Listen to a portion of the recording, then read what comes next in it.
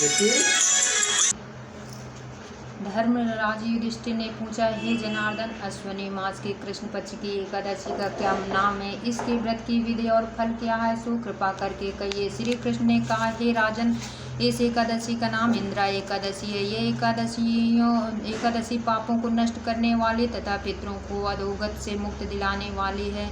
आप ध्यान पूर्वक इसकी कथा सुनो। इसके सुनने मात्र से वाजपेयी यज्ञ का पुण्य फल प्राप्त होता है। सतयुग में महासुमति नाम की नगरी में इंद्रसेन नाम का एक प्रतापी राजा धर्म पूर्वक अपनी प्रजा का पालन करते हुए शासन करता था। वह राजा पुत्रों पौत्रों और धन धान से संपन्न तथा विष्णु का परम भक्त था। एक दिन जब राजा अपनी सभा में बैठा था तो आकाश मार्ग से महर्षि नारद उसकी सभा में आए। राजा उनको देखकर हाथ जोड़कर खड़ा हो गया और विधिपूर्वक आसन वार्ग दिया। सुख से बैठकर नारद मुनि ने राजा से पूछा, हे राजन, आपके सातों अंग कुशल पूर्वक तो हैं, तुम्हारी बुद्धि धर्म में और तुम्हारा मन विष्णु भक्ति में तो रहता है। देव ऋषि नारद की बातें सुनकर राजा ने कहा, हे देव ऋषि, आपकी कृपा से मेरे राज्य में सब कुशल है तथा मेरे यहाँ यज्ञ कर्मादि सुकृत हो रहे हैं। आप कृपा करके अपने आगमन का कारण कहिए। तब नारद जी कहने लगे, हे राजन, आप आश्चर्य देने वाले मेरे वचनों को सुनो। मैं एक समय ब्रह्मलोक से यमलोक को गया। वहाँ श्रद्धापूर्वक यमराज से पूजित होकर मैंने धर्मशील और सत्यवान धर्मराज की प्रशंसा की। उसी यमराज की सभा में महान ज्ञानी और धर्मात्मा तुम्हारे पिता को एकादशी का व्रत भंग होने के कारण देखा। उन्होंने जो संदेश दिया वह मैं तुमसे कहता हूँ। तुम्हारे पिता ने कहलवाया कि पूर्व जन्म में कोई विघ्न हो जाने के कारण मैं यमलोक में रह रहा हूँ। हे पुत्र, यदि तुम इंद्रा एकादशी का व्रत मेरे निमित्त करो तो मुझको स्वर्ग की प्राप्त हो सकती है। तब राजा कहने लगा, हे देव ऋषि, आप इस व्रत की विधि मुझसे कहिए। नारद जी बोले, हे राजन, अश्विनी मास के कृष्ण पक्ष की दशमी के दिन प्रातःकाल श्रद्धा सहित स्नान करना चाहिए। इसके पश्चात दोपहर को भी स्नान करना चाहिए।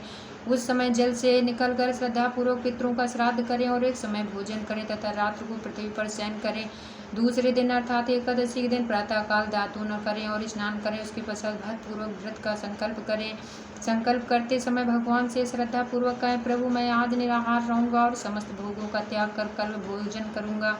हे भगवान, आप मेरी रक्षा करने वाले, आप मेरे व्रत को पूर्ण करें। इस प्रकार आचरण करके दोपहर को शालिग्राम की मूर्ति के आगे फल फूल रखकर उनकी पूजा करें। शाम को भगवान विष्णु की धूप दीप नववेद से पूजा करें तथा रात्रि जागरण करें। इसके उपरांत द्वादशी के दिन मौन होकर बंधु बांधवों से भोजन करें। बस यही इंद्रा एकादशी के व्रत की विधि है। हे राजन, यदि तुम भक्ति भाव से इस एकादशी के व्रत को करोगे तो तुम्हारे पिता अवश्य स्वर्ग को प्राप्त होंगे। देव ऋषि नारद जी राजा को ये उपदेश देकर अंतर्ध्यान हो गए। राजन, इंद्रा एकादशी के आने पर बंधु बांधवों और दरबारियों सहित इस व्रत को किया। व्रत के प्रभाव से आकाश से पुष्पों की वर्षा हुई और राजा का पिता यमलोक ऐसे गरुड़ पर चढ़कर स्वर्ग को गया। राजा इंद्रसेन भी एकादशी के व्रत के प्रभाव से इस लोक में समस्त सुख भोग कर अंत में स्वर्ग लोक को प्राप्त हुए। श्री कृष्ण भगवान ने अंत में कहा, हे धर्मराज युधिष्ठिर, यही इंद्रा एकादशी का महत्व है। इस कथा के पढ़ने व सुनने मात्र से समस्त पाप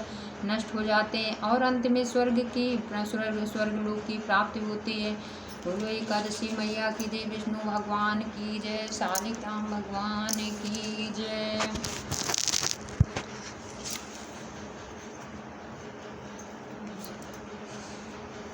हरे